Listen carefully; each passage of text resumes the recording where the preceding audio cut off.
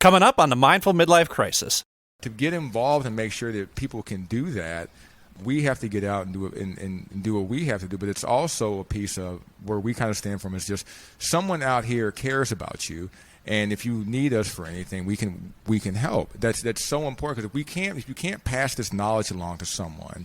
For me personally, I was like, I don't know why you're doing it. If you can't give it to people who need it the most, if you can't give that to somebody else, the generation behind you, what you're doing is worthless. Welcome to the Mindful Midlife Crisis, a podcast for people navigating the complexities and possibilities of life's second half. Join your hosts, Billy and Brian, a couple of average dudes who will serve as your armchair life coaches as we share our life experiences, both the good and the bad, in an effort to help us all better understand how we can enjoy and make the most of the life we have left to live in a more meaningful way. Take a deep breath, embrace the present, and journey with us through the Mindful Midlife Crisis.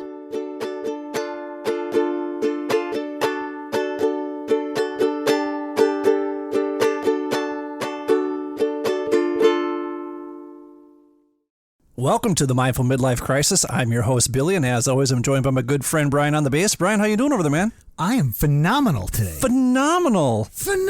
Why are you so phenomenal today? You know, just been a good week. Lots of stuff going on, lots of good stuff, like a busy, good week. Excellent. Good to hear. I'm feeling rather presidential because I am sitting in your captain's seat here in your office. This is kind of a badass spot that you have here in the office. This is the new spot for me, so this is very cool. And you're seeing what I usually see when the employees are in my office. So. Yeah, you have a lot of disgusting Green Bay Packers paraphernalia that in this office.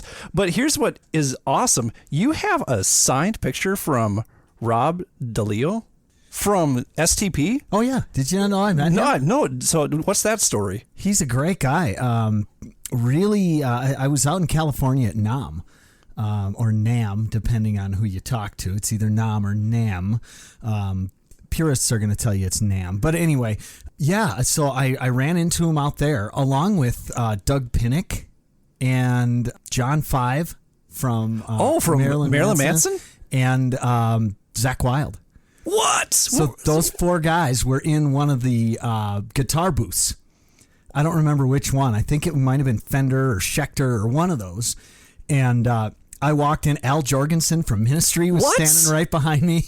Yeah, so Al Jorgensen's behind me. I start talking to Robert Daleco, and he was just a great dude, like totally laid back. I was like, hey, man, I'm sorry I'm going to fanboy for a minute, but your bass lines are incredibly inventive, and they're busy, but not too busy. They always fit perfectly, and he was really genuine. The guy, I mean, he looked me in the eyes like, wow, thanks, man. I mean, that's really high praise. Like he looked genuinely flattered. A nobody coming up to him. You know, I was just like, hey, man, I'm a bass player too, and I really appreciate what you do. And we sat there and had a great conversation for about 20 minutes, just bullshitting, and he was just the coolest dude. So down to earth, and just a great guy. That's awesome. Yeah. That's awesome. STP, all-time favorite. For me, Scott Weiland had the best stage presence of any lead singer that I have ever seen, and still to this day have ever seen. He just commanded a stage, and like many of our heroes from that era, I miss him greatly. He was phenomenal. Yeah, died in Bloomington here in Minnesota, didn't he? Yeah, he did. He did. Unfortunate. Kind of a sad story, but well, that's cool. I know I've never seen that picture before, so that's badass. That's really something else. So you know what else is something else is the fact that our interview with Maurice Buchanan and Daleco James from WURK Gym, we just couldn't stop talking to those guys because that's how badass they are. They're great. They're really great guys. And so if you're listening to this episode and you're like, who are they talking about? Go back and listen to Wednesday's episode. That's part one of that conversation. And then make sure that you listen to the end of this episode because Brian actually had a boxing lesson with Daleco. How was that? It was great. Daleco's a consummate professional. You can see his experience. He's very masterful when, and it's quick. It's interesting. I mean, I was not prepared for the joining of the mind and body as quickly as you need to when you're boxing. And I wasn't even in a real match. He was just warming me up, and it was great though. I mean, I got an amazing workout. I was hurt for a couple days after that, so it was really good. Excellent. So stick around for that and enjoy the rest of our conversation with Daleco James and Maurice Buchanan of WURK Gym. Welcome back to the Mindful Midlife Crisis. We are here at WURK Gym in Minnetonka, Minnesota. That's sitting in the WURK. That's right. Check them out. We're sitting in the middle of their boxing ring here with Daleco James and Maurice Buchanan. Once again, thank you guys. This has been a fantastic conversation so far. So you've touched a little bit on the fitness Instagram community, and I just kind of wanted to draw out a little bit more about when it comes to authenticity and actual experience. Who do you look to, or who do you recommend as people to follow? Do you not recommend anybody? What should be things that people look at and they're like, oh, I need to stay away from that fool? Yeah, I mean, for us, we have some people here in our community here. Marcus Watson, who runs 57 Fit, is a really good person. Like we all used to work together. We came out of kind of the same gym. We all met. Well, I met Daleco and Marcus at the same gym, and then when we all branched off, we've all kind of formed a good relationship with each other. I really like what he's doing. There's a guy named Phil DeRue who's a really good strength and conditioning coach for MMA fighters. He's phenomenal at what he does, because he goes into great detail about explaining why he's doing things. I mean, pretty advanced stuff when he goes into talking about those things. So when you see that, that's kind of what I look for, is the explanation behind it. Okay, if I'm going to do something, if I'm going to do this exercise or this movement from this angle, tell me anatomically why it's beneficial. But right now, if I see a trainer that's like, hey, this is going to make your arms bigger, I scroll to the next thing. That's dumb. That doesn't, one, you're missing the point. One, that's genetics. One, that's food. One, that's rest. One, that's a whole recipe. Because, like, if anyone has any type of sense in this thing, resistance training is destruction. It's demolition. You don't get stronger from destroying. You get stronger from repair, eating. Because, like, if you hit the gym 5 days a week and you hit it really hard, but you only eat 1,000 calories, you're not growing anything. So a lot of these trainers say one thing and then leave out the other components of what is responsible for growth and healing and mobility. The amount of trainers who talk about lifting and not stretching and mobility work and say, hey, follow my page, I'm like, scroll past that. The resistance part of this is like thing number 6 on it. This is the easiest part. Pick stuff up, set it back down. It's all the other stuff outside of here, from rest, from stress, from mobility to stretching, eating. All of those things play a component into your resistance training. If those things are not solidified, if those things are not as optimal as they can be, then I don't care how hard you hit in the gym, your training is going nowhere. But like I said, a lot of the inexperienced trainers are like, do my workout plan, I'm going to do this, that, and you start looking at it, and then like just goofy things, when you just look at someone's program where they're like, hey, we're going to do, trap bar deadlifts, and then we're going to do pull downs, and then we're going to do shrugs, and then we're going to do pull-ups. I'm like, your hands are toast. You're not doing any pull-ups. Your forearms are gone. So to have that at the end of your program is ridiculous. I don't know, Kier. I mean, you can have the strongest forearms. So you just look at how people set things up in their training workout. And like, oh, it's like, okay, this is the 4th day where I've done things where I'm moving at the shoulder joint, whether that's chest, back, or shoulders again. Your shoulders are toast. You're not moving anything. You haven't healed them. It's been 3 straight days of shoulders. Some people genetically can get away with it, but for the general population, a lot of people just cannot go through that much stress and not do the proper healing or recovery from it and still work. So, like, it's things like that, and it's tough, and I feel really bad for, like, the general population, because all they see is just the image. They see this incredible image, this very strong, attractive person doing these exercises. Like, I'm going to look like that. It's like, you just won't. Like, that's like, you're looking at less than 1% of the population who can get this done.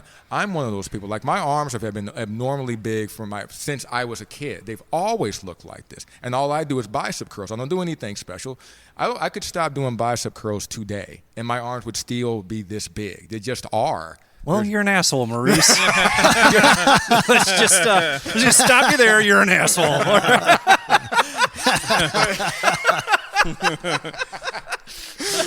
But but it goes back to like the obsession with people's glutes. Or like genetically, like I don't care what program you go to, everyone cannot be shaped the same. You can line up 10 bodybuilders and have them go through the same 10 workouts. They're all going to be shaped differently. They just will. When you get bodybuilders, they don't all look about it. Some people have bigger lats, some people have bigger quads, some people have bigger chests, and sometimes you look and they start breaking down their training modalities, like or what they've done for their regimen. It resembles all the same, but genetically and how you heal, all of those components to matter. So when someone gets on Instagram and says, hey, this is what my butt looks like, yours can look like that too, it's like, that's complete bullshit. It just is. But you're so enticed by the image and it's so attractive, you're like, well, then I want to look like that too.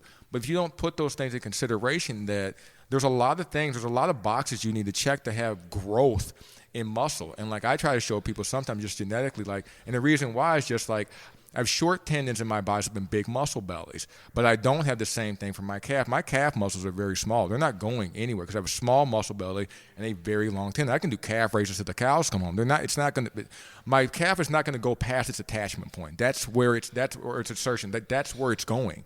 I can't move that unless I surgically go in, cut it, and then move it further down. So my calf's potential is not as big as my biceps just because genetically how I'm built. And that goes for everybody. Like you're built a certain way to where muscles attach, where muscles insert, and based on the length and size of your tendons and the size of your belly, that'll let you know your potential. So if you have small muscle bellies in your glutes and long tendons, it's just not there. Just like someone that's 5'2" is not going to most likely be able to dunk on someone who's 7 feet tall. It genetically is not, and it doesn't mean you can't do other things. It just means you can't do this one thing. And you feel, and like what Daleco touched on, you have, and not to pick on, but you have like women, like female clients who are like, I can't do my glutes and I want to do this glute. It's like, but you have an upper back. Like, why don't do pull-ups? There's so much more to your fitness. Mm-hmm. Why are you so focused on that? Because it's popular now. So that's what we look like. When we look at trainers who are one-sided, all glutes, and it's nonstop. It's like, do my glute workout. And it's like, where's your pull-up workout? Where's your core? Like, where's your core workout? Where's your mobility workout? Where are those things? Like, why are you just focusing on butts? You know, and so all of that, and like, with that approach, you can X out like 98% of the fitness trainers on Instagram. And I'm actually probably being honest. You probably is 99% of people can get off. And get off. Bands. People in these bands, you know what I mean?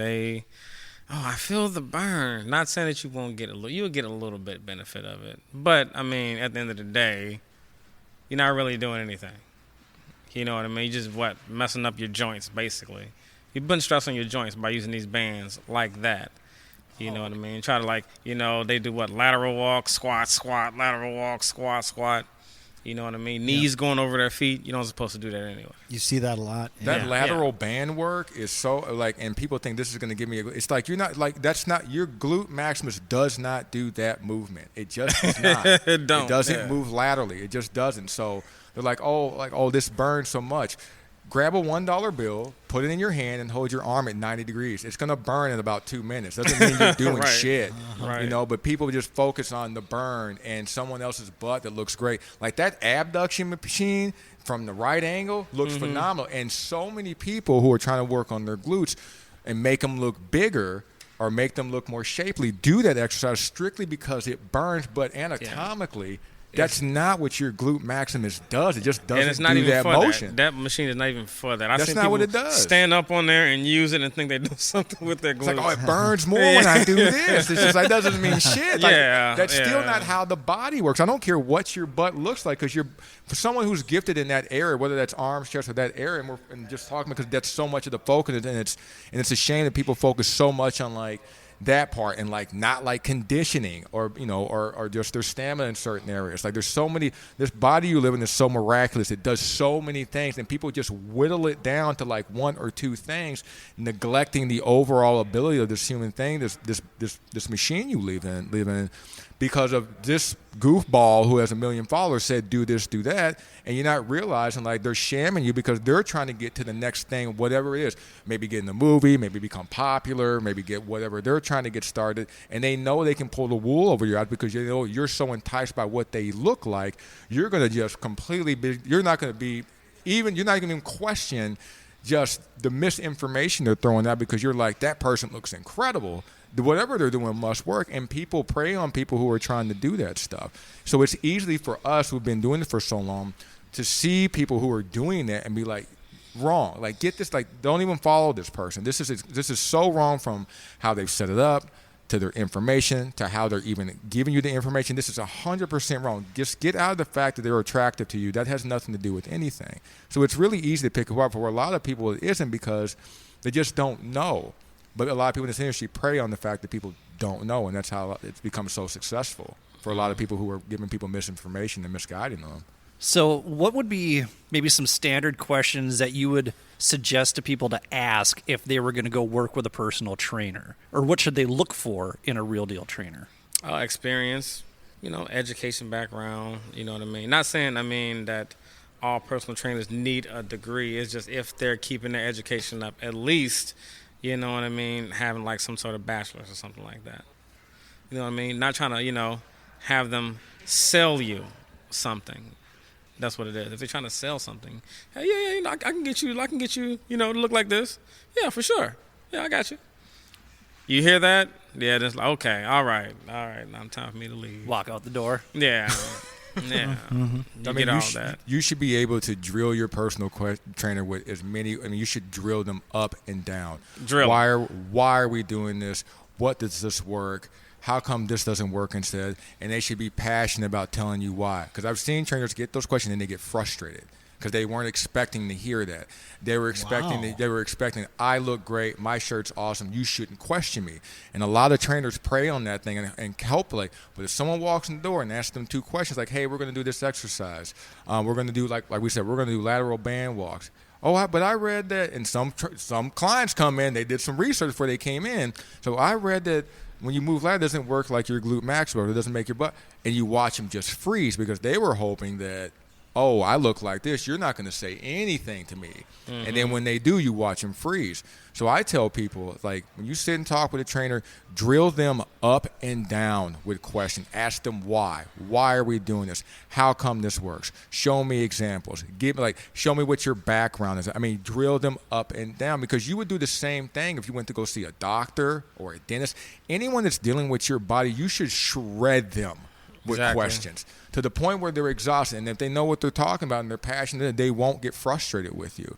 Because like I said, I've seen a lot of trainers just get frustrated because they weren't expecting it. And that's how you start to weed out these goofballs that are in this industry when you start lighting them up with but people come in this thing and it's so intimidating. They're too afraid to ask the question and the amount of clients who come to me and be like, I know this is a stupid question. It's like, no, it isn't. It's not stupid because you don't know. Exactly. And I do. Because if you did know, then I'm out of a job. You're supposed to not know. That's how I get paid. I get paid because you don't know. Mm-hmm. So it's not stupid at all. You need to ask it because it's something you don't know. It's something you haven't experienced. But too many clients come in like, I don't know enough, so I don't want to ask. That's exactly why you should be asking. Ask because you don't know. So nothing that comes out of your mouth is stupid because whatever I say back to you, hopefully that helps you get to whatever you're trying to get to. And now it makes more sense. And I always try to let clients know, it's like, never be afraid to ask me anything because I'm not going to have you do anything in here that doesn't make sense. That's ridiculous. And too many clients, and you just watch it from across the room, from all the gym settings we've been in, you're looking at it across, and you hear, try not to meddle in people's conversation, but you hear it, and they're like, I want to do this today. And you hear the recommendation, you're like, what the fuck? Like, wait, did you just really say that? I remember one time I saw a trainer training a pregnant woman who was probably like in her second or trimester and had her doing burpees. And I'm like, what the fuck? I was like, what if this goes wrong? If this goes wrong, but never said, but that client felt like I can't say nothing. Whatever you say, you look better than I do, so I'm just gonna let it slide. That should have been red flags all over the place. But you watch people who are so intimidated by these trainers and their appearance, they don't want to say anything. And I tell people, you ask them every single thing, and you hold them accountable to what they said. Have them show you every single thing they're doing. Have them explain every single thing. Don't just take their word because of what they look like. But it comes back from the clients and it comes back from the customers. Like, you have to demand more from these trainers. That's how this industry gets better. Do not let things slide. Do not let trainers sit there and eat food while you're working. That is absolute bullshit. Mm-hmm. That has got to stop. Don't let people just be on their cell phones while you're trying to work out. But people don't do that because they're so intimidated. Like, I don't know anything, so I'm not going to say, no, do not do that. You have to ask questions. And no question is a dumb question if you don't know it. How do you guys compete then with, in COVID times, how do you guys compete with like apps? Do you think those work? Do you not think those work? Brian does an app, and he's very religious about it, and he uses Shred. But we talked last week, Brian and I did, about what he's doing for his fitness. And Brian, you talked about how I asked you, how did you get into doing fitness, because you had done nothing leading up to it, and you said a lot of it was stretching and mobility so that you could get into it. Did that come from the app, or did it come from a different source? I'm just kind of curious. Yeah, that did come from the app. I was looking for something because I never lacked the motivation. I just didn't know what was good for me. So I started looking around, as you were saying, and I've met with personal trainers before, and I got the same feeling you were talking about, Maurice. Like, does this guy really know what he's doing? I mean, I haven't seen the kind of results I want to see, and, obviously taking genetics and stuff into account, but it's a lot of the stuff you're saying is really resonating with me. Actually, I'm like, wow, that's why it didn't work out for me. I have two questions. One, what are you seeing with apps? Do you think that the apps are a good way to do fitness? And then, I'll ask the second question later. It's tough sometimes because it all depends on the person who it's. I mean, it can be. It can be. But if you have terrible form, that app is not going to tell you how to fix it. I mean, the amount of people who try to do push-ups and their hands are too wide or their hands are too out in front, because you don't know what you're looking for. All you're looking for is up and down. You don't look at like where their feet are positioned, right. How they're stabilizing their glutes a little bit more, how they're stabilizing their midsection. All of these things matter, and like no one's there to break these things down. So it's tough because, I mean, whatever motivates you, you do it. If that's what motivates you, that's great. But there's still a certain way you have to do certain things. And some people just don't know. Like the amount of people who I've worked with, when they sit in a chair, and and you're just like, how does that feel? And they're like, well, it's like it seems like it's kind of laborsome. It's like, but I've been sitting like this for 10 years. Oh, and I'm doing this on the app, so this is how I squat. And you're like, well, this is wrong.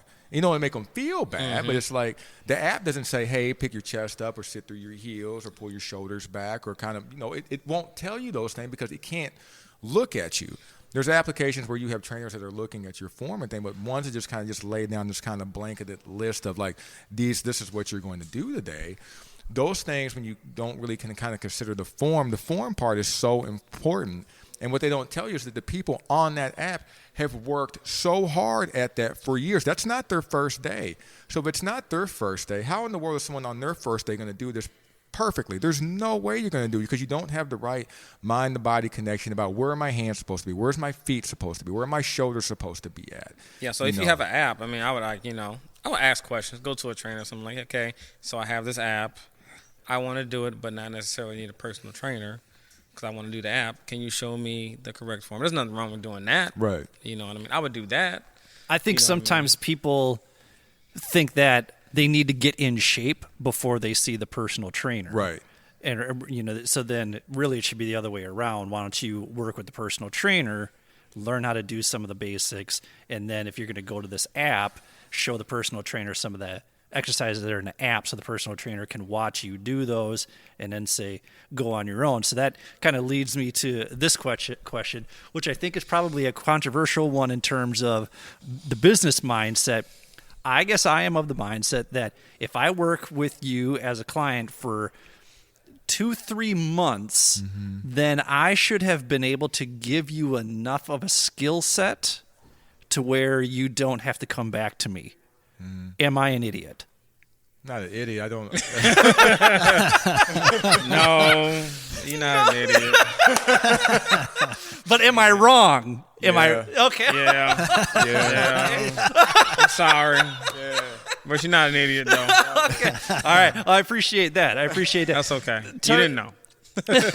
So tell me, what am I wrong about? Tell me a little bit more. Why is that wrong? It all depends on who it is. It really, really does. Like so many people have a lifestyle to where when they do one thing, their lifestyle outside of the gym is not conducive to what they've just done. The amount of people who will do squats and lunges and work on their legs and hips and then go sit in a chair for 8 hours a day kind of gets rid of everything. Not gets rid of, but you're taking steps back each time. And then you're also missing the emotional and mental part, the motivation part for a lot of people. A lot of people go through that component.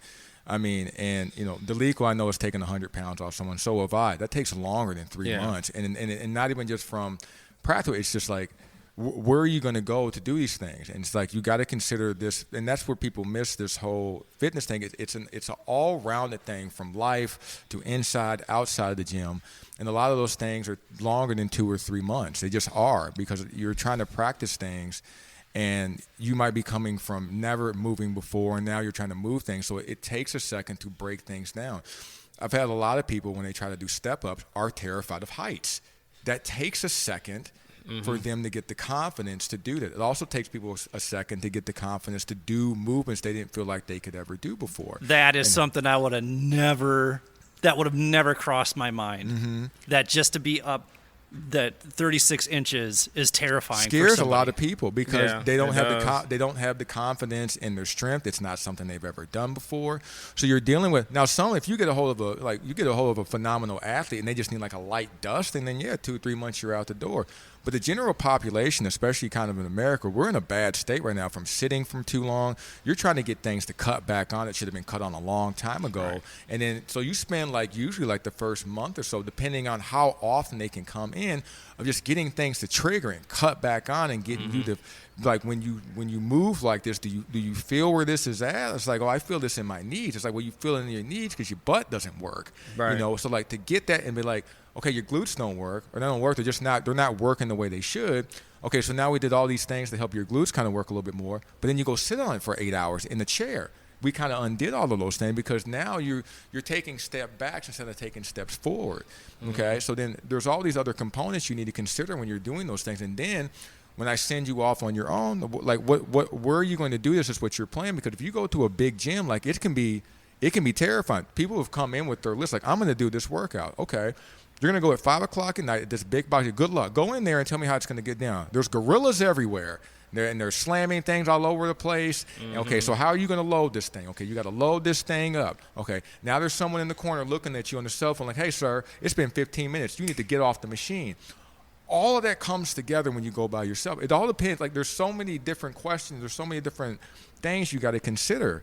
But there's a significant level of fear that people take sometimes months to get over. I've had people been stuck on a box for like 15 minutes, just standing up there, just looking down, like, what the fuck is this all about? Wow. Or someone who's like, if you're trying to get someone to do a pull-up and like you're trying to give them a resistance band just so they can stabilize, and the first thing they pull, their legs shoot out from under them because they just don't know how to control that part of the body. Now they're scared. Okay, now what do we do? Because the body can do so many different things, and you're like, well, how many things are we trying to focus on? And how much do I have to break down? Because if step one was lunge and we can't get that, we're backing this train up so far, because if I can get you to do it with body weight, now I put resistance in your hand, that changes things too. Now we got to kind of undo those pieces as well. So, certain populations, certain clients, they might be able to get done in 3 months, but the most general population are going to need a lot more, just because most people don't work out for a living. It's not their primary focus, so they don't practice it as much as they should, whether that be home life, whether that be work life. The things you're supposed to do is like, hey, we just did this exercise.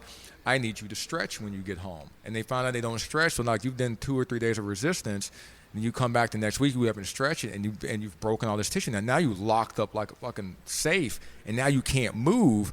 And now I'm like, well, now we got to undo all of these things. So a lot of people just, when you constantly don't move forward all the time, so a lot of times you make a lot of back steps, and you have to also kind of be like, okay, here's how we're going to do that. And it has to be motivating when things don't go right. The amount of people, and like you got to tell people, like, you're going to have a bad day at the gym where things do not go well.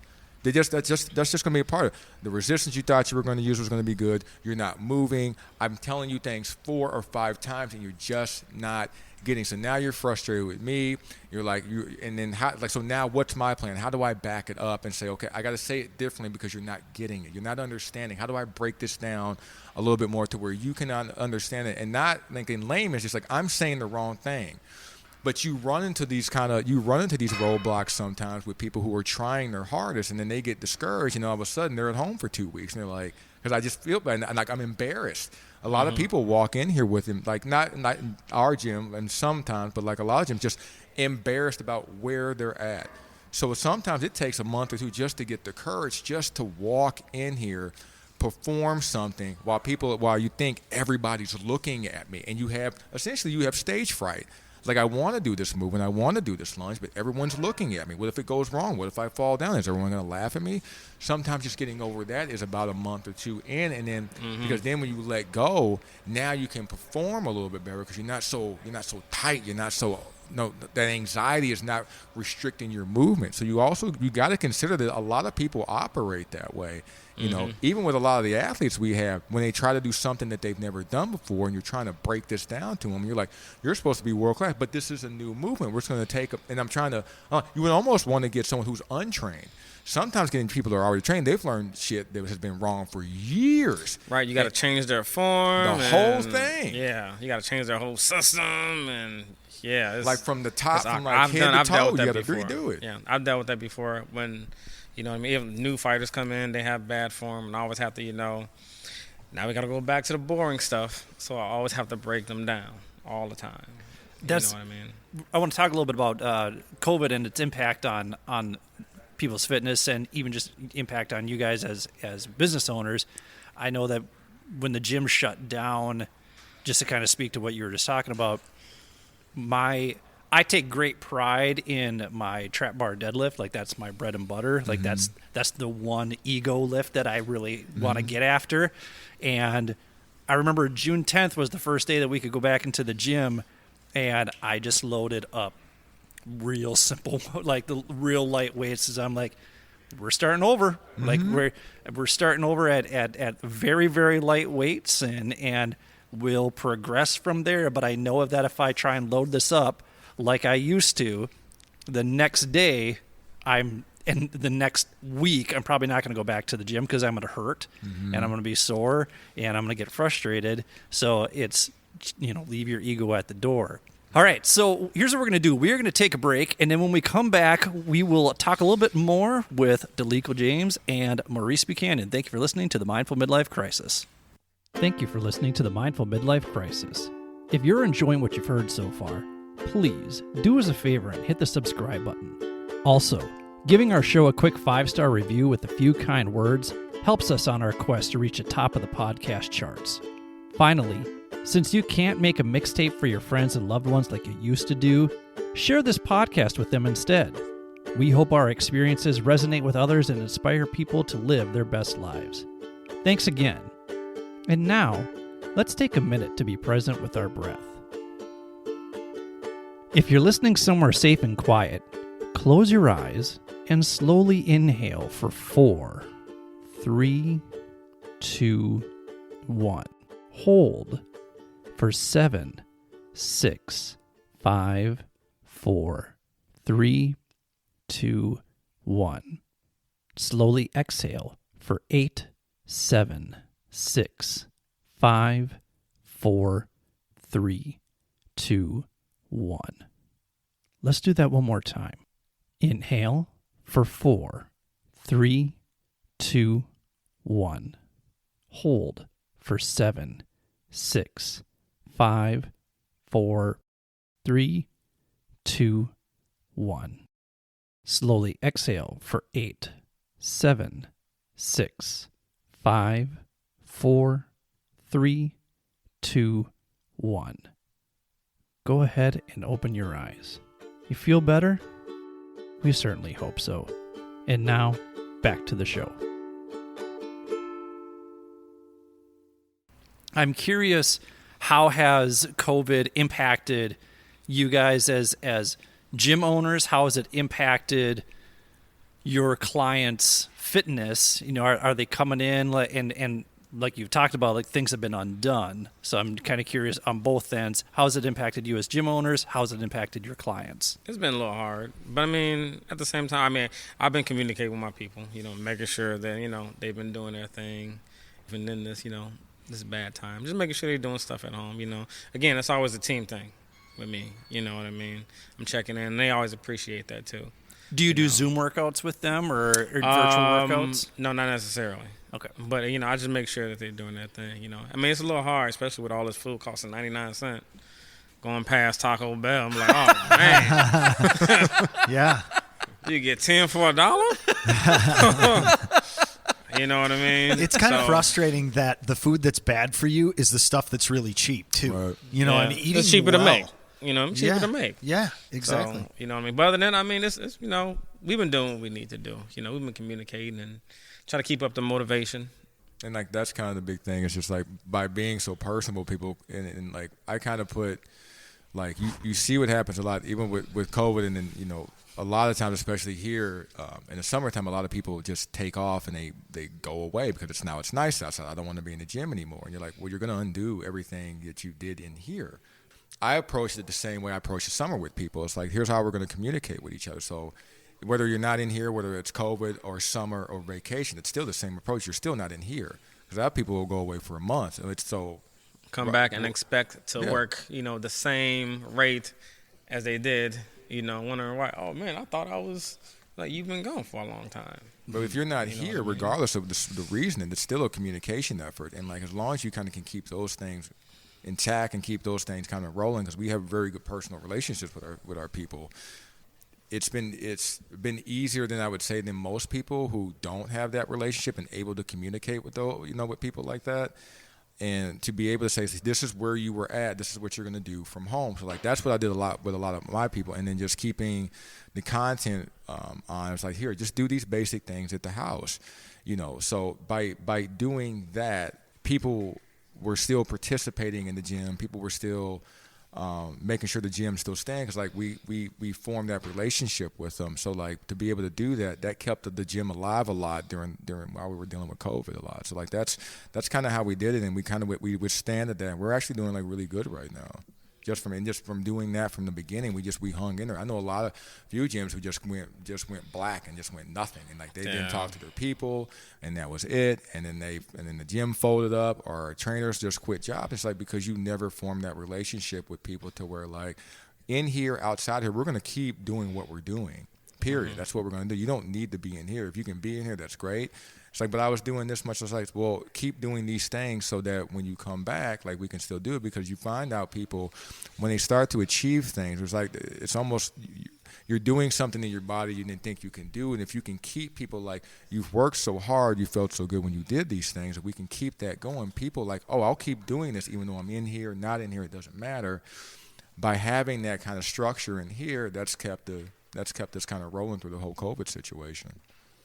You guys have really stressed the importance of communication and community, and I know you guys do some work outside of this gym in order to keep up with community. So can you guys talk a little bit about that? Yeah. I know how where I grew up in Louisville, like when I grew up in Louisville, Kentucky, like we would always go to kind of community centers, and I was always fascinated for people in the community who always like worked with us and told us how important like being strong and being in shape was. And it wasn't never like, this expensive trainer or coach. They was just like, there's someone in the community, they work at like the YMCA or local school community center of those things, and just giving that, and giving that knowledge and education to kids is just so important.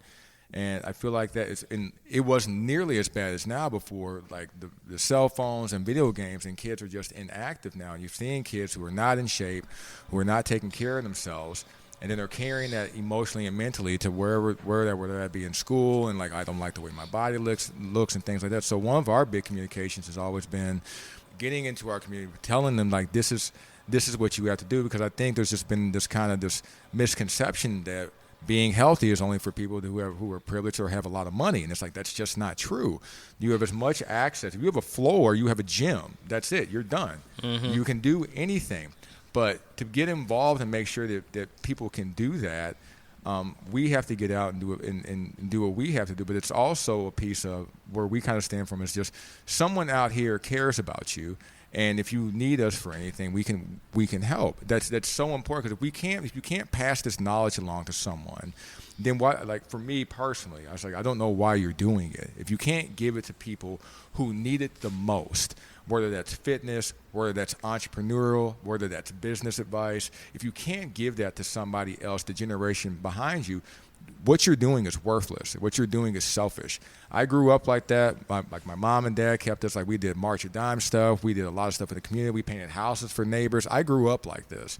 So when I had an opportunity to give it back, I would do it, because a lot of the other gyms we worked at didn't do anything with the community at all. And I thought that was just extremely selfish to not even be involved to help people. So it's just as important, because I remember being these little kids, and I remember being in a position where I want to do these things, but I don't have access to it. And it's like, well, now finally we got to the point where we have access. We can bring you in here. We can go to you. We can give you the education, or a little bit of what our experience be. And like in our top 10 things that we did, one of my biggest things, and maybe it was one of the ones I want to look at, it's just being an idea. We represent an idea. Ideas are strong. Before, you look at someone like us in our community, it's like, this is not an idea. And I tell people, we opened this gym without any loan, no loans, no investors, just our own money. Every other gym I've been in, mom and daddy gave someone a $30,000 check or a $40,000 check, or backed them or something like that, or got a loan or something like that. And we did this off the money we've made in the years of training on our own. We've had people who can come in, like, help us paint and help us like put equipment together. But as far as funding this thing, it's funded by me and Daleco. And that's so to be able to tell kids, like, hey, you can do this too. We're not special. We're not special. Like, we didn't go to Minnesota School of Business or anything like that. We have a skill set we went to school for, and we're good at being nice to people and being customer service to people. So to be able to tell people, hey, you can do this too, because I think too often in our community, it's like, if you're not going to be an athlete or an entertainer, then you're bust. That's what everyone listens. I want to be this sports figure, and I want to be. It's like, you're missing that you have, like, there's someone in there who's ran their business by themselves for the last 20 years. That's humongous. Mm-hmm. And you can be that person too. So we have to represent that idea to show people that not only can you be successful without having loans and having maybe like a history of wealth in your family, but you can also give it back too, because if you don't pass that along, what's this all for? And that's why it's been important to me and to us, and that's why we continue to do it. And we're always looking for opportunities to help people. COVID's made things a lot tougher, because you can't interact with people. You just can't be close with people. And we still try to do things, like we did some things over Christmas for some kids. We try to give as much direction as we can. Daleco does a phenomenal job of helping out boxers who are not here, giving them tips and everything, whatever we can do. And that's part of our community work.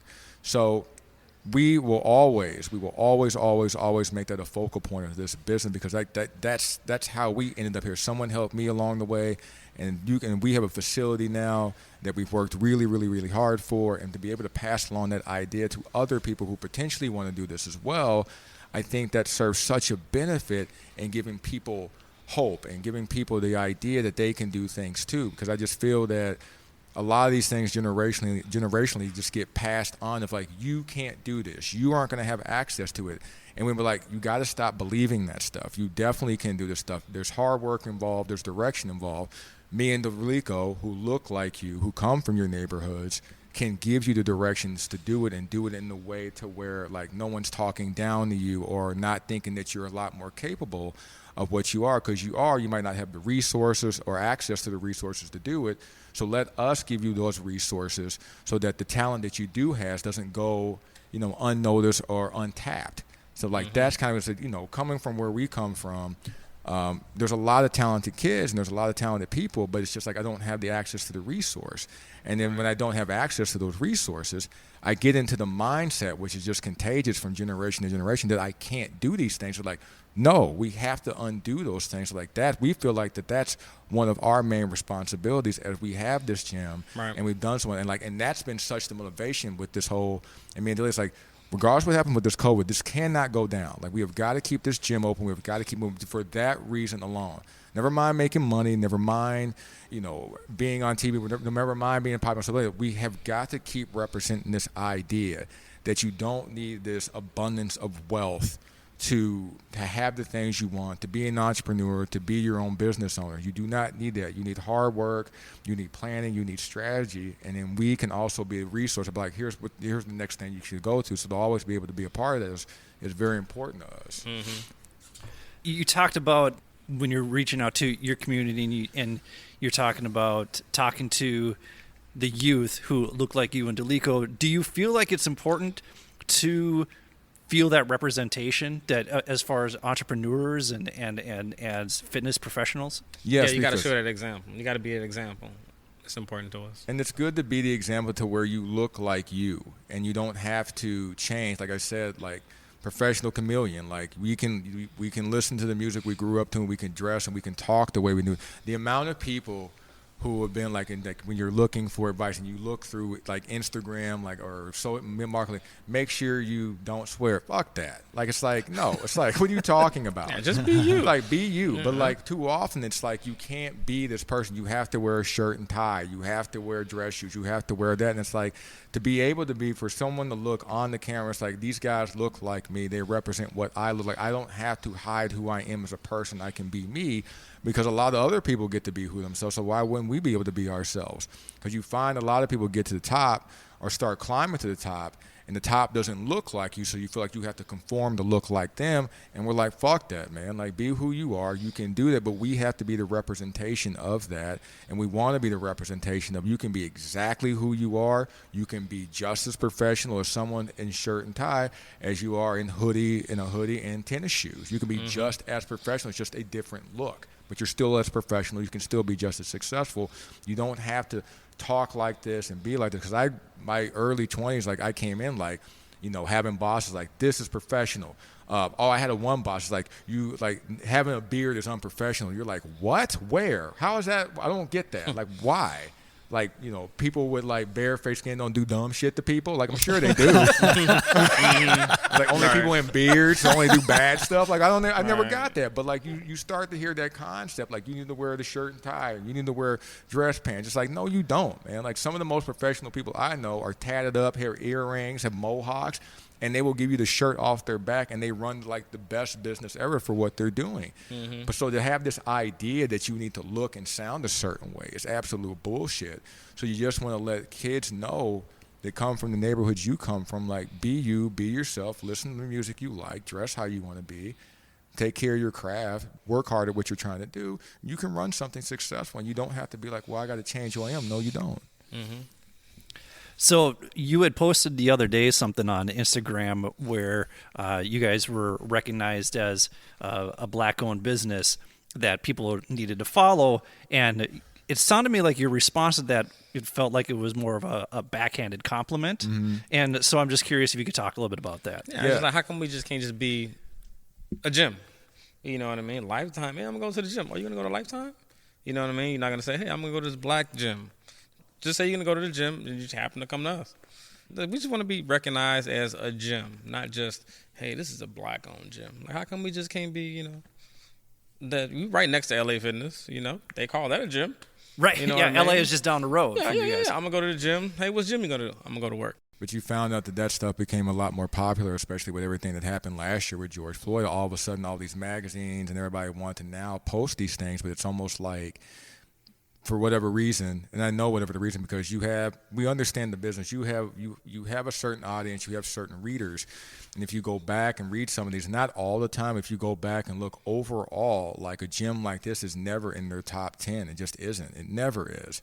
And because, you know, the audience and the readers you have are not coming in here. So it's like, you can't be a top gym unless we start kind of breaking down, well, you're black on, or you're this big, or you're that small. It's like, no, we can compete with any gym. We can be mentioned in any gym. And any gym wants anything to do with it, you can come get it. And that's kind of how we feel about it. So when you look at a lot of the gyms that were like top 10 this year, like, well, what was the criteria? What was it? Exactly. You know, because you find out it was like, it was boutique stuff. It was really small gyms, or it was this gym. It's like, and the same thing when they had like all the restaurants. Like, those restaurants should be in there with everybody else. You don't have to whittle down this list like, well, you can only make it if we take this part out. Well, you can't be this, you can't be that. Like, you are only top 10 if you are a black if you're black. And I was like, that's bullshit, man. It's like, put us up against any of these other gyms you think are better than us or the top class, and we'll give them a run for the money and probably run past them. And I say that with confidence. It's like we have a fighter here named Akila. It's like saying, oh, she's tough for a girl. Akila will mop up most dudes. Exactly. So, like, she ain't tough for a girl. She's tough, period. She's a tough person. She's tough. She's an accomplished fighter. She's a conditioned fighter. And she's got an accolades under her belt. And if you say anything like, oh, she's tough for a girl, I challenge you to walk in there and say that to her first. It probably won't go well for you. So it's like you start taking the criteria, you start minimizing people's success and their accomplishments and what they're capable of, because you're like, well, you won't make it in this category, so we got to make a special category for you. And it's like, bullshit, man. I challenge you. Give us the same category as everybody else where you're putting these top gyms at or whatever it may be. And I guarantee you, tell me what the criteria is, and I guarantee you we'll blow that shit out the water. But, because it happened, we got mentioned in it twice. And I don't want to be like, hey, we appreciate any type of mention is great. And we appreciate it, and we definitely appreciate it being mentioned with some of the other things and other businesses in there that we respect. But to whittle it down like that all the time, because it's like all of a sudden now it's popular to do that. And it's just like, we don't want to be put in this box. No, don't put us in the box. No. We are part of the fitness community for the Twin Cities, period. So, and we are just as good as any other gym out there, not just the black ones, but all of them all together. So, like, I just didn't like that they just, like, well, you can't get into this club unless we shorten this thing because you don't meet the criteria for the other things. And I'm just like, I disagree with that. And some people will be like, well, they were just highlighting it. And it's nice to be highlighted, don't get me wrong. But also highlight us as one of the best gyms or gyms to visit, period. Exactly. In the Twin Cities, not because of our skin color, but because of what we have here, because of what we can do, our expertise, anything. So there's a lot of things, there's a lot of boxes we check that aren't black of why we are a great gym. I don't want that to be the main box you check when we have all these other, because then you minimize all our other shit that we can do. The reason why we wanted to be here is because we like to highlight people who are local. We're reaching out to all of the people who we feel have a local expertise because we're a small podcast.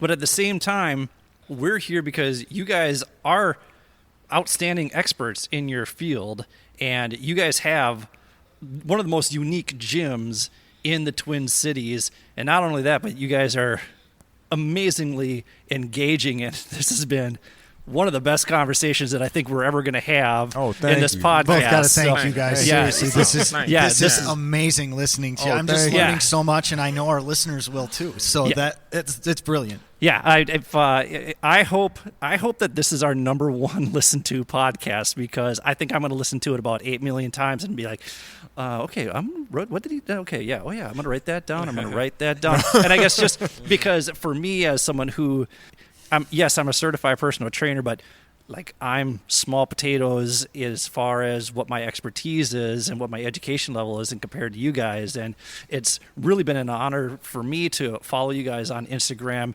and look at stuff. And don't get me wrong, there are times when I'm looking, I don't know if I agree with that. And then you explain it a little bit later, and I'm like, okay, well, that's because I'm an idiot. That's why I didn't. And that's what it should be. For whatever reason, like, because me and Daleco don't always see eye to eye, but we talk about, like, and for whatever reason, I don't know what happened to the softness in this industry, but why you can't say something to someone, say, hey, I don't agree with this, and I don't see your point of view. Like, that's what you should be. But everyone is so afraid to talk to each other, and everyone's so afraid, like, you're supposed to have a different opinion because you're coming from a different point of view. That's okay. And I tell people all the time, like, listen, every post we put is not for you. You're not invited to every single post. You're not your feelings and your insecurities or whatever your opinion. You're not invited to every single post.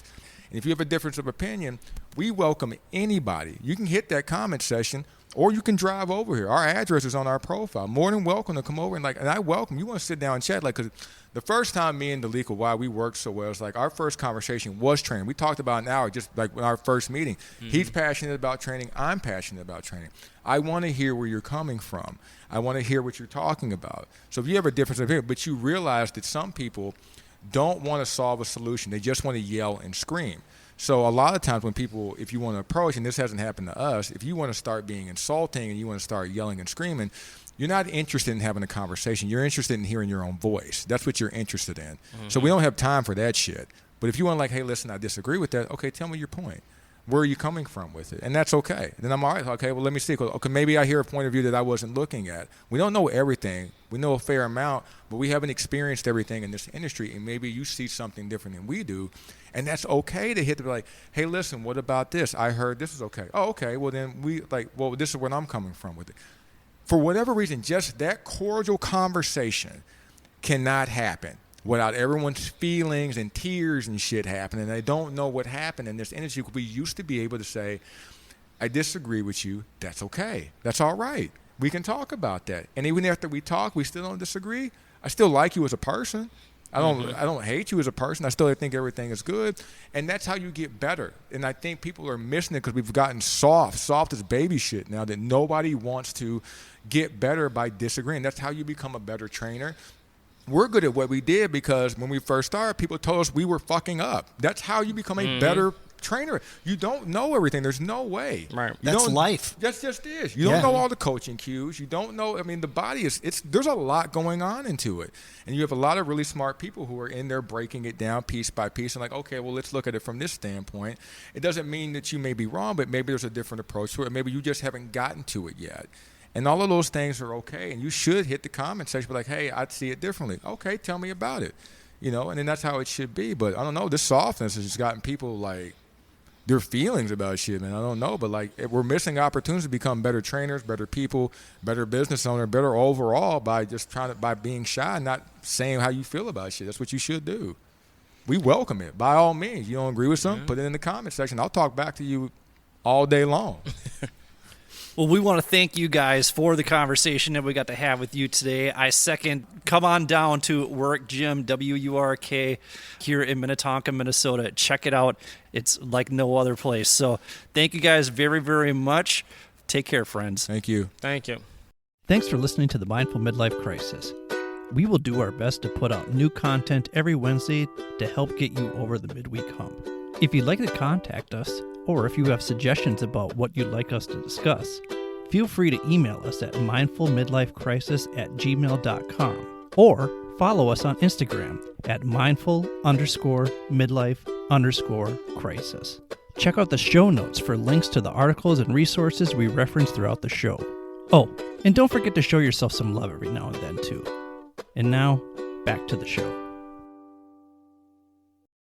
Welcome back to the Mindful Midlife Crisis. So, Brian, you actually had the opportunity to do a training session with Daleco. What was that like? It was amazing. You think about boxing as, okay, you get into a ring and you're just hitting people, right? It's not at all like that. It's extremely complex. Like with anything, any skill you have to learn, learning how to even turn your foot when you're swinging your right hand, or the fact that you step forward when you're jabbing with your left, how to duck properly. I was not ducking properly. I'm going to tell you this right now. It was... Did you get slapped around a little bit? Well, I did, but and every time I got slapped, I owed him 3 push-ups too. It was a great workout. I mean, I'm fit. I work out a lot, and he kicked my ass. It was great. It was exactly what I was looking for, but my mind wasn't quite ready to put the brain and body together as quickly as it needed to go at the pace it needs to go for boxing. There's so many things to think about, such as when you're guarding your face, when you're at the ready and you have your fists in front of your face. When you're punching, you can't let your left hand down when you're punching with your right. And then you got to bring it right back. And if you're going to punch with your left, you got to make sure that right hand is in front of your face. So it's, and then, gauging the person's reach and where you are in the ring. There's 1,000 things you got to be thinking about when you're boxing, not to get your ass completely kicked. So it was fascinating. It was a great workout. Daleco is a consummate professional. His experience was amazing. I got a little anecdote here. Before we started, I said, Daleco, how many fights you been in? He goes, I don't know, man, about 60. And I'm like, 60? And he says, yeah, but it was amateur. And I'm like, I don't care. You've been in 60 fights. Doesn't matter if they're amateur or not. Wow. I know. It's crazy. But no, his experience showed through in the entire lesson. He was really great. And you just knew the guy knows what he's talking about and has a passion for coaching people. So if you're looking for a good boxing coach, he's your guy. That's not something that I've ever thought about doing. I guess I think maybe I'm I'm a little too passive for that kind of thing. But what I really liked about their setup is the equipment that they have there is designed to keep you strong. So like Maurice was talking about when they were using that belt squat machine, and so that you can do squats, even though if you're not able to do a squat the right way, you can use that squat belt machine and still keep your legs strong. They have that leg press machine that you can do single leg presses on. Just the way that that they have that space set up and the equipment that they have is really a testament to their depth of knowledge when it comes to fitness. So it was such an awesome interview. It was a lot of fun to hang out with them. Brian, are you going to go get your ass kicked by Daleco again? I'm going to. Yeah, it was a really good workout, and it was a lot of fun. Awesome. Well, thank you so much, Daleco and Maurice, for your time. We really, really appreciated it. We had a great time interviewing you guys. We had a great time hanging out at your gym and interviewing you inside the boxing ring. That was a badass experience for sure. So for Brian, this is Billy. Thank you for listening to the Mindful Midlife Crisis. May you feel happy, healthy, and loved. Take care, friends.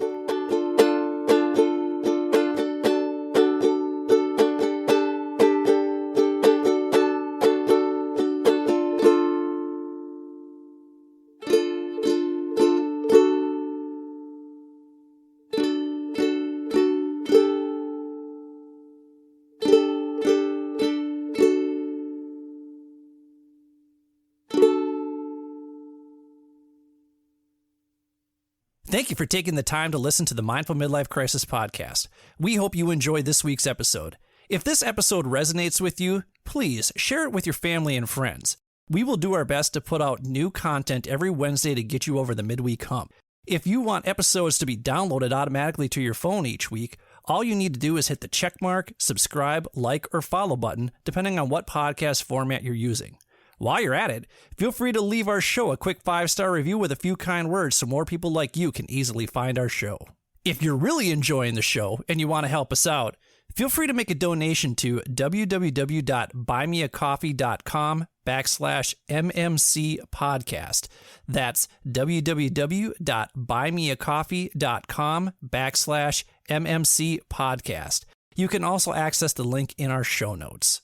We use the money from these donations to pay whatever expenses we incur from producing the show, but ultimately, we record this show for you. So if you keep listening, we'll keep recording and releasing new episodes each week regardless.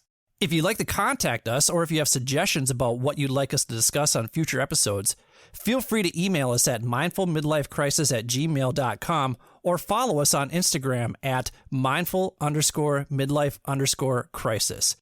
Be sure to check out the show notes for links to the articles and resources we reference throughout the show. Thanks again for listening. May you feel happy, healthy, and loved.